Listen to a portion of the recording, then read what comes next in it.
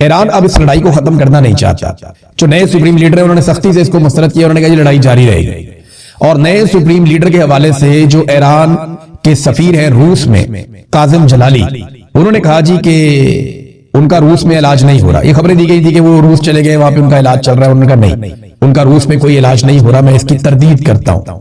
بہرحال انہوں نے کہا یہ جنگ جاری رہے گی. ایران میں ایک سوچ ہے کہ یہ جنگ ابھی بند نہیں کرنی جب تک کہ اس بات کی گارنٹی نہ ملے کہ آئندہ ایران پر حملہ نہیں کیا جائے گا, ایران کو اس کے حقوق دیے جائیں گے اور جو نقصانات ایران میں کیے گئے ہیں ان کا ازالہ کیا جائے گا. لیکن ساتھ ہی ایران نے ایک بات اور کی ہے کہ جس ملک کی حدود سے بھی ایران کی سب سے قیمتی جگہ یعنی خارق, یہ جزیرہ ہے جہاں پہ ساری فیسلٹی ہے, 80 سے 90% ایران کی جو تیل کی تجارت ہوتی ہے وہ یہیں سے ہوتی ہے.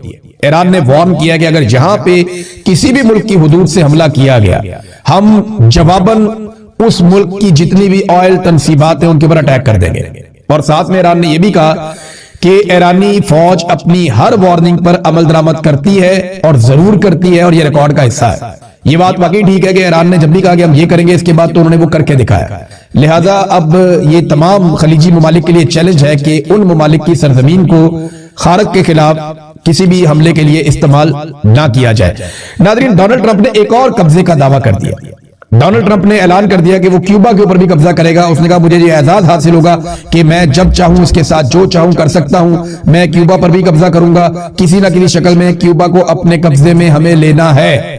یہ ڈونلڈ ٹرمپ نے ایک اور اعلان کر دیا. پچھلی مصیبت گلے سے اتری نہیں, ایک اور مصیبت آ گئی. ڈونلڈ ٹرمپ نے ایک اور بات کی. ٹرمپ نے کہا کہ سابق صدر سے اس کی بات ہوئی ہے ایران میں دھماکوں کے حوالے سے, اور سابق صدر کے ساتھ بڑی زبردست اور بڑی پازیٹیو بات ہوئی ہے. اس قسم کا اس نے تاثر دیا کہ ایران میں دھماکے کر رہے ہیں, بمباری کر رہے ہیں. تو اس پہ 4 زندہ سابق صدور اس وقت موجود ہیں امریکہ میں. اس میں ایک بش ہے, کلنٹن ہے, اوباما ہے, جو بائیڈن ہے. چاروں سے ان کے ذرائع سے بات ہوئی تو چاروں نے کہا نہیں, ٹرمپ کے ساتھ کوئی بات چاروں صدور میں سے کسی کی بھی نہیں. اب ٹرمپ جو ہے وہ اتنی گھبراہٹ کا شکار ہے کہ وہ جھوٹ بولنا شروع ہو گئے ہیں, سابق صدور کا سہارا لینا شروع ہو گئے ہیں, اور یہ وجہ ہے تنہائی کی. امریکہ اور عالمی سطح پہ ڈونلڈ ٹرمپ کو تنہائی کا سامنا کرنا پڑ رہا ہے. یورپی ممالک پہلے اکا دکا بات کر رہے تھے, اب یورپی ممالک کے وزرائے خارجہ کا ایک اجلاس ہوا, اور جو وزرائے خارجہ کا اجلاس ہوتا ہے یہاں سے پورے یورپ کی پالیسی آتی ہے. اب مجموعی طور پہ یورپی یونین نے ڈونلڈ ٹرمپ کو ایک جھٹکا لگا دیا ہے. یورپی یونین کی سربراہ کایا کالاس, انہوں نے یہ سٹیٹمنٹ دیا ہے کہ اب وقت آ گیا ہے کہ ایران سے متعلق جاری جنگ کو فوری طور پہ ختم کیا جائے. اور ساتھ میں انہوں نے یہ بھی کہا کہ یورپی یونین آبنائے ہرمز کے کسی بھی آپریشن میں حصہ نہیں لے گا. خلیج فارس میں فوج اور فوجی جہاز نہ بھیجنے کا فیصلہ کیا گیا ہے. یہ ناظرین حالات ہے. اب ٹرمپ کے پاس ایک ترک کا پتہ تھا, وہ اس کو بار بار استعمال کرنے کی کوشش کرتے ہیں, لیکن ترکی اس کے راستے میں رکاوٹ بن جاتا ہے. ترکی ممبر ہے نیٹو کا 1952 سے, تو نیٹو کے ایک ممبر کے اوپر اٹیک ہو جائے نا تو وہ سب کے اوپر اٹیک سمجھا جاتا ہے اور سارے مل کر جواب دیتے ہیں. تو ترکی کے اوپر بار بار میزائل بھیجے جاتے تھے تاکہ نیٹو کے ممبر پہ اٹیک ہو رہا ہے تو سارے مل کر جواب دیں گے. یہ آرٹیکل 5 ہے نیٹو کا.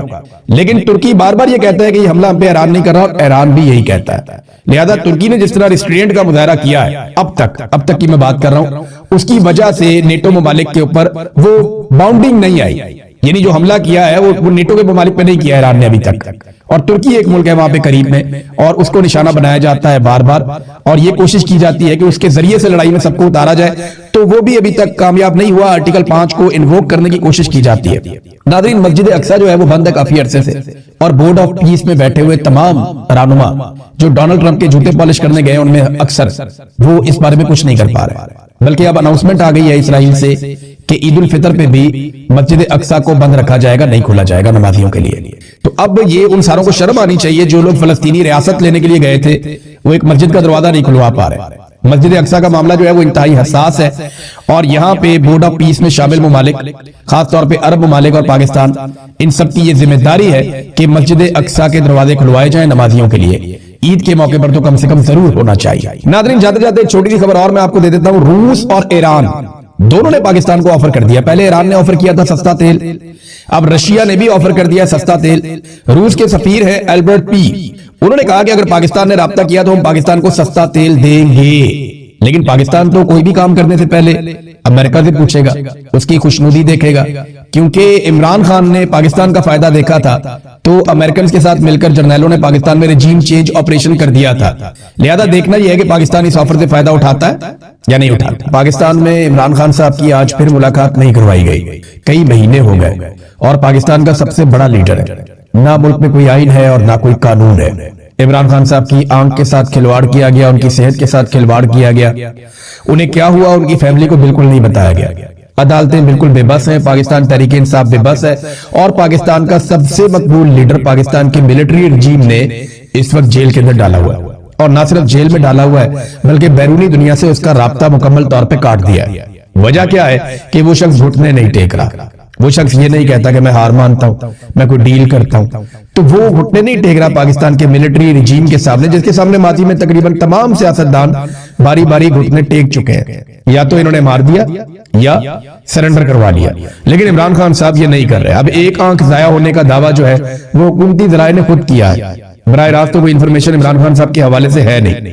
عمران خان صاحب کے بچوں نے ویزے اپلائی کیے, جمائمہ خان نے اس کے اوپر ٹویٹ کر کے بھی بتایا, لیکن جو ایک آدھے ہفتے میں ویزا مل جاتا ہے وہ کئی مہینے گزر گئے ہیں. لیکن عمران خان صاحب کے دونوں بیٹوں کو ویزے نہیں مل رہے اور ان کی ملاقات عمران خان صاحب سے نہیں ہونے دی جا رہی. جو قیدیوں والے حقوق ہیں وہ بھی سابق وزیر اعظم کو ابھی تک حاصل نہیں ہے. بلکہ ایک نیا کام کر رہی ہے پاکستان کی اسٹیبلشمنٹ, ایک مرتبہ پھر پاکستان میں ماحول بنا رہی ہے اور اس طرح کی خبریں پھیلا رہی ہے. کچھ سورسز نے میرے تک پہنچائی, کچھ نے اور لوگوں تک پہنچائی, لیکن اسٹیبلشمنٹ کی کریڈیبلٹی بالکل زیرو ہو چکی ہے. ان کی بات پہ اب کوئی بھروسہ ہی نہیں کرتا, کوئی ان کا سودا خریدتا ہی نہیں ہے. وہ یہ کہتے ہیں جناب ہم پیچھے ہٹنا چاہتے ہیں, ہم یہ چاہ رہے ہیں کہ جناب پاکستان میں پھر الیکشن ہو جائے, حالات نارملائز ہو جائیں, ہم تو چیزیں ٹھیک کرنا چاہتے ہیں. اس قسم کی بہت ساری باتیں ماضی میں بھی کرتے رہے, لیکن اب ان کے بعد پیچھے ہٹنے کا امکان کوئی نہیں ہے. انہیں خود جب یہ پیچھے ہٹیں گے تو سب ختم ہو جائے گا ان کے لیے, یہ انہیں دکھائی دے رہا ہے. پاکستان کی عوام اب کبھی بھی پاکستان کی اسٹیبلشمنٹ کو تسلیم نہیں کرے گی. یہ صرف ٹائم نکالنے کی کوشش کر رہے ہیں اور یہی ٹولہ مسلط رہے گا. اس کا ثبوت یہ ہے مہنگی گاڑیاں, مہنگے جہاز اور جتنی چیزیں یہ اپنی عیاشی کے لیے لے رہے ہیں, یہ کوئی آنے والے حکمرانوں کو تھوڑی دینے جا رہے ہیں. یہ سب جانتے ہیں, موجودہ حکومت, اسٹیبلشمنٹ, ملٹری رجیم, یہ سب جانتے ہیں کہ انہوں نے کس طریقے سے اس اقتدار کو لمبا کھینچنا ہے. عوام صرف اس اقتدار کو چھین سکتی ہے, ان سے اپنا حق چھین سکتی ہے. یہ بڑے آرام سے حق واپس نہیں کریں گے, یہ سوال ہی پیدا نہیں ہوتا.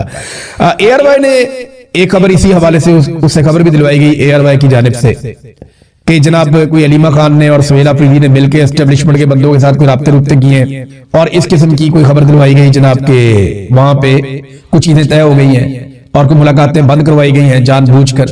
تو یہ میں نے دونوں سورسز سے بات کی, میری سہیل آفریدی سائٹ سے بھی بات ہوئی, علیمہ خانم, تو دونوں طرف سے مجھے جو خبر ملی کہ ہماری تو ملاقات نہیں ہوئی, آپس میں ملاقات نہیں ہوئی. سپریم کورٹ میں آخری ملاقات ہوئی تھی, تو اس کے بعد سے لے کر اب تک ہم کہاں ملے, کس کو ملے, یہ تو کہانی ہے. اور کہانی سنانے والوں نے, یعنی جرنلسٹ کی یہ ڈیوٹی ہوتی ہے نا کہ وہ دوسری طرف سے پوچھ لے جی آپ بھی بتا دیں. اب علیمہ خانم تو سب کی ایکسس میں ہے اور سہیل آفریدی بھی سب کی ایکسس میں ہے.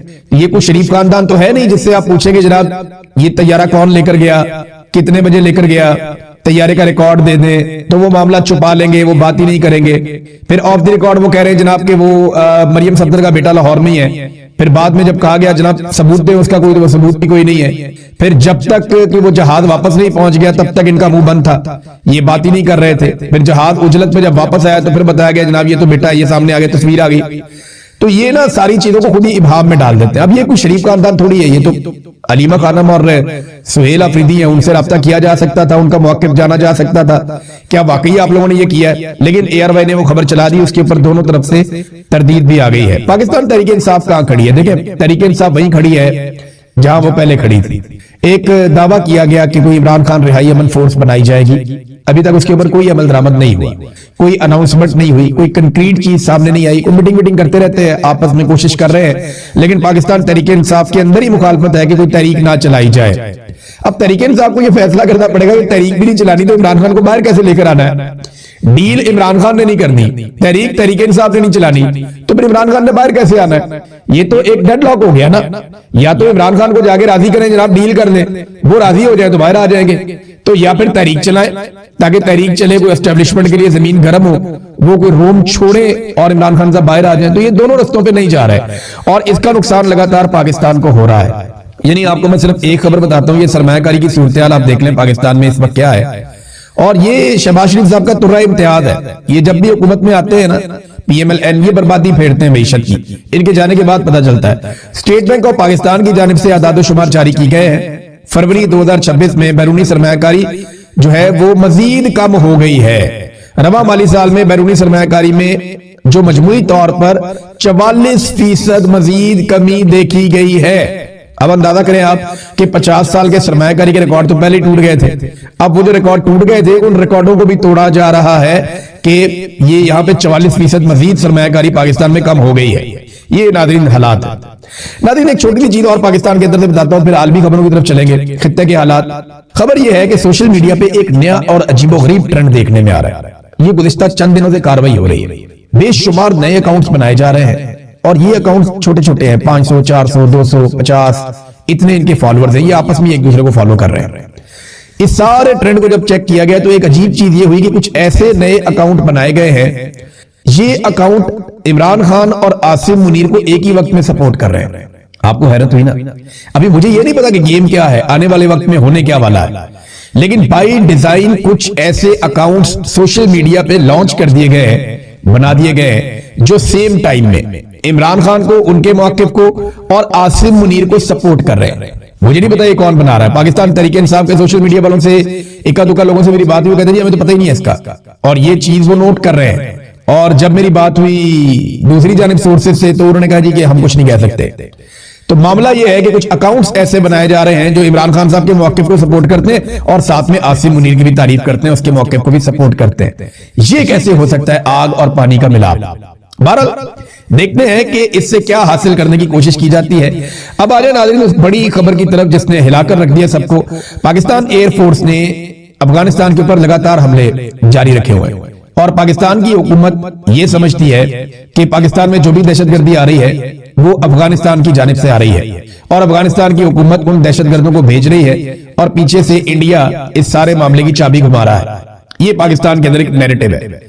लेकिन सवाल यह पैदा होता है कि पाकिस्तान में दहशतगर्दों को एंट्री किसने दी? पाकिस्तान में दहशतगर्दों की एंट्री होती है जून 2022 में। राणा सनाउल्लाह साहब इसके बारे में अनाउंस करते हैं। ये आइडिया था जनरल बाजवा, जनरल नदीम अंजुम और जनरल फैज हमीद। ये तीनों जर्नैल जो है वो इसके लिए जिम्मेदार है। एक कोर कमांडर पेशावर था, एक डीजी ISI था और एक पाकिस्तान का आर्मी चीफ था। इन तीनों ने प्लान किया और दहशतगर्दों को बाई डिजाइन पाकिस्तान लेकर आए। जून से लेकर अगस्त तक दहशतगर्द पाकिस्तान आते रहे, सितंबर तक आते रहे बल्कि, और पाकिस्तान तहरीक इंसाफ और खैबर पख्तूनख्वा की हुकूमत चिल्लाती रही कि दहशतगर्दों को पाकिस्तान में दाखिल मत करो। पुलिस चिल्लाती रही, हुकूमत चिल्लाती रही, अवाम कहते रहे, अमन पासून के लोग आते रहे, ताजिर एहतजाज करते रहे, लेकिन दहशतगर्दों को लाकर बसाया जाता रहा। अब दहशतगर्दी गले